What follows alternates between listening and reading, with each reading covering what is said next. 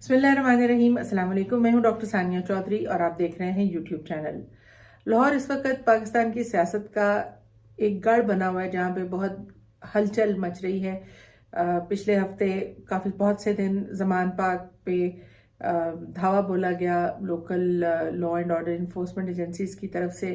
Cordon of किए गए रास्ते और इमरान खान को गिरफ्तार करने की बारहा कोशिश जारी रही। मुख्तलिफ किस्मों की पुलिस जो थी वो इसमें हमें काफ़ी पेश नज़र आई। इसमें पंजाब पुलिस भी थी, इसमें बलूचिस्तान पुलिस भी थी, इसमें इस्लामाबाद पुलिस भी थी, इसमें FIA भी था, इसमें नैब के अहलकार भी आए। लेकिन इमरान खान साहब को पाकिस्तान तहरीक इंसाफ के जो कारकुनान थे उन्होंने गिरफ्तार नहीं होने दिया। और 17 तारीख को इस ग्रैंड ऑपरेशन की जब सुनवाई हुई लाहौर हाई कोर्ट के 2 जजों के बेंच के आगे, तो वहाँ पर बहुत सी चीज़ों के इंकशाफात हुए। पहले तो 9 केसेस में इमरान खान साहब को आने वाले ट्यूसडे तक बेल दी गई, कबल अज़ गिरफ्तारी उनको ज़मानत दी गई। और उसके बाद जब ये पूछा गया इंतज़ामिया से कि उनके ख़िलाफ़, और वो भी पाकिस्तान तहरीक इंसाफ के जो सीनियर लीडर्स थे उनकी इस्तदा पर ये पूछा गया कि जी कितने केसेस हैं आखिर इनके, तो पता ये चला कि 82 नहीं, जो कि 82 का एक फिगर हर तरफ गर्दिश कर रहा था कि इमरान खान साहब के खिलाफ 82 केसेस जो हैं वो दर्ज हैं। तो वो केसेस 82 दर्ज नहीं थे, वो 94 केसेस थे। तो जो जज साहब थे उन्होंने मंगल वाले दिन ये मुकम्मल जितने भी FIRs और केसेस इमरान खान साहब के खिलाफ दर्ज हैं उनकी तफसीलात कोर्ट के सामने पेश करने के लिए होम डिपार्टमेंट से कहा। अब इसके बाद 18 तारीख को इमरान खान साहब की इस्लामाबाद हाई कोर्ट में F8 की कचहरी में इनिशियली उनकी कोर्ट की हेयरिंग की तारीख थी। और F8 की कचहरी के बारे में ये बहुत से खदशात मुख्तलिफ हवालों से सामने आ रहे हैं, रखे गए हैं कि वो बहुत सिक्योर या सेफ किस्म का इलाका नहीं है। बावजूद इसके कि कोर्ट ने ऑर्डर किया कि इमरान खान साहब को पंजाब पुलिस सिक्योरिटी फराहम करे और सिक्योरिटी के साथ उनको कोर्ट्स में पहुंचने की पूरी फैसिलिटेशन दे, लेकिन इसके बावजूद भी पाकिस्तान तहरीक इंसाफ के अपनी जगह ये खदशात थे कि कोई ना कोई इस तरह की कार्रवाई जो है वो डाले जाने का ख़तरा है। और F8 की कचहरी की बजाय उन्होंने जुडिशल कॉम्प्लेक्स इस्लामाबाद में ये हेयरिंग मुनक्कद होने के लिए एप्लीकेशन दायर की। और बिल आखिर ये इस पर जो जज साहबान थे, जो जुडिशरी थी, उसने ये फैसला किया कि ये जो हेयरिंग F8 की कचहरी में होनी है उसको मुंतकिल करके जुडिशल कॉम्प्लेक्स में कर दिया जाए। अब जब इमरान खान साहब अपने घर से निकले, आज सुबह हफ्ता 18 मार्च की सुबह 7 बजे के करीब उन्होंने निकलना था और 11 के करीब उन्होंने कचहरी पहुंचना था। तो उन प्लान यही था कि किसी न किसी तरह कॉर्डन ऑफ करके उनको कचहरी से या तो लेट करा जाए या वो ना पहुंच सकें और उन्हें किसी न किसी हवाले से उनकी गिरफ्तारी जो है वो अमल में लाई जाए। लेकिन इमरान खान साहब के जहाँ से वो गुजरते थे वहाँ एक जम्मे गफीर इकट्ठा हो जाता था। उनके साथ चलने वाले हज़ारों की तादाद में पाकिस्तान तहरीक इंसाफ के वर्कर्स लाहौर से लेके इस्लामाबाद तक जहाँ से गुजरते थे, लोग अपने घरों से बाहर आकर उनका शान शान इस्तकबाल करते थे, उन पर पत्तियाँ फूलों की निछावर करते थे। और इसी तरह वो बढ़ते बढ़ते इस्लामाबाद जब पहुँचे हैं तो इस्लामाबाद में सेक्शन 144 का नफाज कर दिया गया था और एक कर्फ्यू का सा माहौल पैदा किया गया था। लाहौर में भी एक कंटेनराइज करके उसको एक फोर्ट्रेस बना के अपने ही पाकिस्तानी अवाम के, पाकिस्तान तहरीक इंसाफ के वर्कर्स, उनकी एक्टिविटी, उनकी मोबिलिटी जो है उसको कर्टेल करने के लिए, उसको कम से कम करने के लिए, ताकि लाहौर में वो ज़मान पाक तक ना पहुंच सकें। लाहौर में कंटेनर्स सैकड़ों की तादाद में लगाए गए और इसी तरह सैकड़ों हज़ारों की तादाद में कंटेनर्स एक मरतबा फिर इस्लामाबाद में भी लगाकर मुख्तलिफ सड़कों को, शाहराहों को, मुख्तलिफ एरियाज़ को बंद कर दिया गया, सील ऑफ कर दिया गया, ताकि جو ریلیز لوکلی نکلتی ہیں پاکستان تحریک انصاف کی یا ورکرز باہر نکلتے ہیں، ان کو ہر ممکن کوشش کر کے ان کی موبلٹی کو، ان کی موبلائزیشن کو کم سے کم کیا جائے، تاکہ وہ کم سے کم تعداد میں عمران خان صاحب کی پیشی کے حوالے سے جو بھی ایکٹیویٹیز ہوتی ہیں یا جو بھی راستہ ہے انہوں نے جانا ہے، ان کا موٹرکیڈ ہے، وہ اس کو کسی نہ کسی حوالے سے کم کر کے وہاں کوئی نہ کوئی موقع کسی طریقے سے حکومت کے پاس آ جائے کہ وہ جو چاہتے ہیں وہ اس طرح سے کر پائیں۔ لیکن اللہ تعالیٰ کی ذات فرماتی ہے کہ ایک پلان ساری سب کا ہے اور ایک پلان اللہ تعالیٰ کی ذات کا ہے، اور ہوتا وہ یہ جو اللہ کی ذات کا ہے۔ جہاں کو راکھے سائیاں مار سکے نہ کوئی، تو اللہ تعالیٰ کی ذات بچانے والی ہے، زندگی موت اللہ کے ہاتھ میں ہے۔ ایک دن اور اسی طرح گزر گیا اور تمام کوششیں جو کی جا رہی تھیں پچھلے اب تو کافی عرصے سے، وہ سب کوششیں بالآخر پھر سے ایک مرتبہ پھر ناکام ہو گئیں۔ عمران خان صاحب جب پہنچے جوڈیشل کمپلیکس تو وہاں آگے ناکہ بندی کی گئی تھی اور انہیں آگے نہیں جانے دیا جا رہا تھا،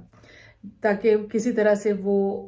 کورٹ میں حاضری لگوانے نہ پہنچیں اور ان کی طرف سے ایک مرتبہ جو ان کی انڈرٹیکنگ تھی اس کی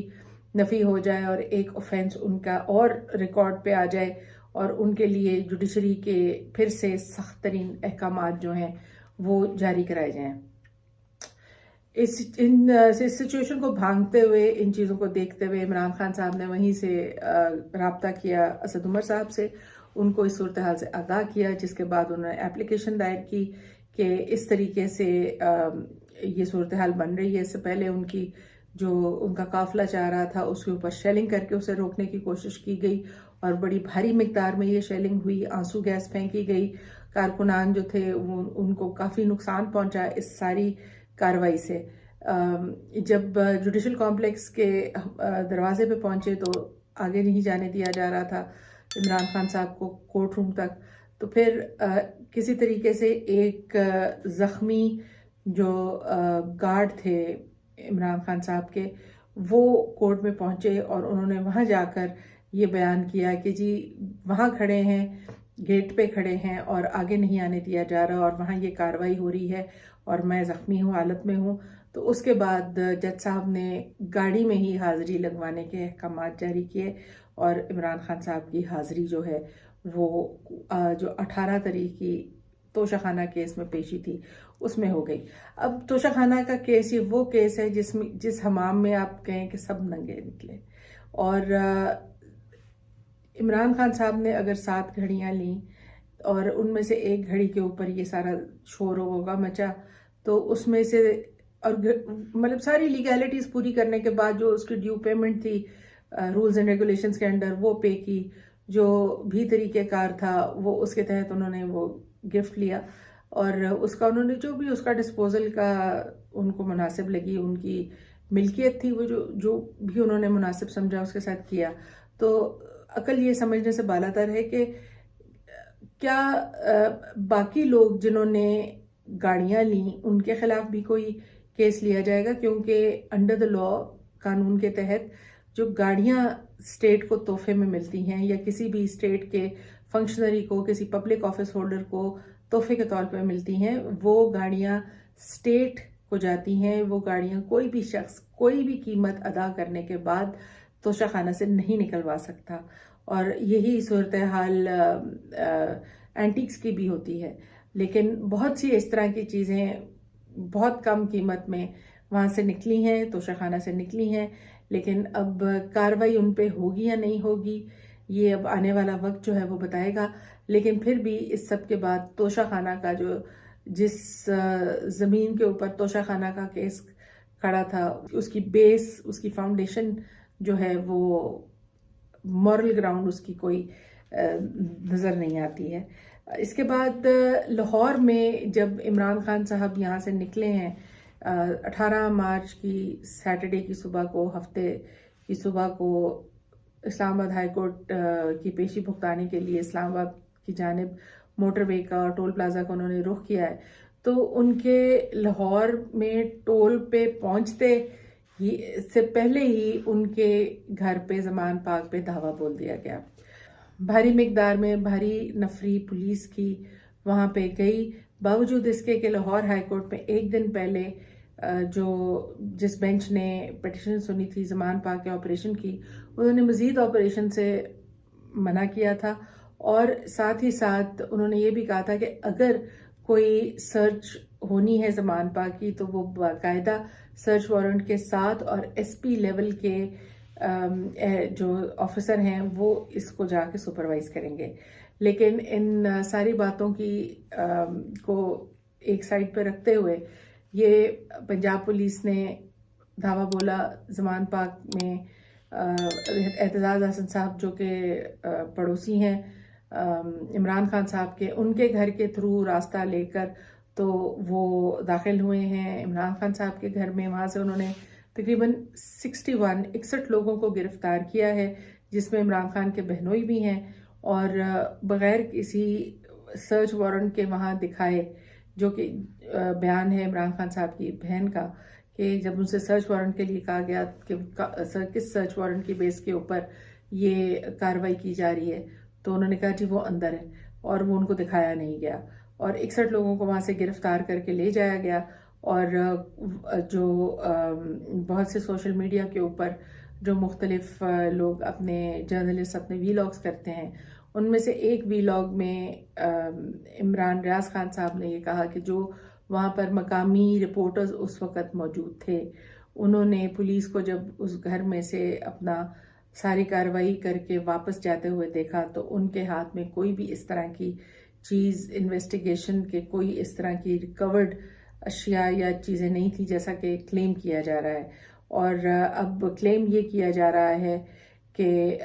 پیٹرول بمز برآمد ہوئے ہیں اور کلیشنکوف برآمد ہوئی ہے عمران خان صاحب کے گھر سے، اور سوشل میڈیا کے اوپر جو اب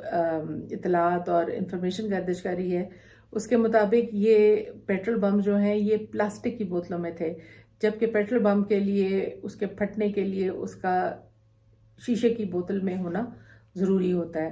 تو یہ اب سچویشن آگے اس طرح سے مزید بنایا جا رہا ہے یا آگے لے کے جایا جا رہا ہے کہ کسی طرح سے پاکستان تحریک انصاف کو بین کرانے کے لیے کوئی نہ کوئی صورتحال کی جائے، اور اس کے اوپر ابھی سے ٹیلی ویژن کے اوپر مختلف پروگرامز میں یہ ڈسکشنز چل رہی ہیں کہ یہ ثبوت کافی ہیں اور ان کی بیسس پر اب پاکستان تحریک انصاف کو بین کر دیا جانا چاہیے۔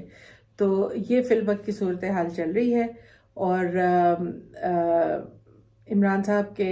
خان صاحب کے گھر کی چار دیواری کا کوئی پاس نہیں رکھا گیا، اعتزاز احسن صاحب کے گھر میں بھی توڑ پھوڑ ہوئی، اور جو ان کی بھی اس حوالے سے ایک پریس بریفنگ آئی ہے اور انہوں نے بھی اپنی تشویش کا اظہار کیا ہے۔ اس وقت جو سیاسی صورتحال جاری ہے، ایک جانب ملک پنجاب کا صوبہ اور KPK کا صوبہ الیکشن کی طرف جا رہا ہے، اور دوسری جانب ہم نیگوسیشنز اور ٹاکس کی بھی آواز سنتے ہیں کہ ٹاکس کے تھرو یا مذاکرات کے تھرو کوئی نہ کوئی صورتحال نکال کر اس سارے سچویشن کو سلجھانے کی طرف لے کے جانا چاہیے۔ اور ایک جانب ہم یہ ساری مار دھاڑ اور پکڑ دھکڑ دیکھ رہے ہیں، تو اس سب کے ساتھ کوئی بھی شخص اس بات کا اندازہ لگا سکتا ہے کہ یہ حکومت کس قدر سنجیدہ ہے کہ ان معاملات کو مذاکرات کے ساتھ سلجھایا جائے، اور یہ سارے تانے بانے کہاں جا کے مل رہے ہیں اور کہاں سے چل رہے ہیں، اور یہ سب کیوں کیا جا رہا ہے، کس کی منشا پہ کیا جا رہا ہے، یہ اب کوئی ڈھکی چھپی بات نہیں رہی۔ آج کے لیے بس اتنا ہی، اپنا خیال رکھیے گا، اللہ حافظ۔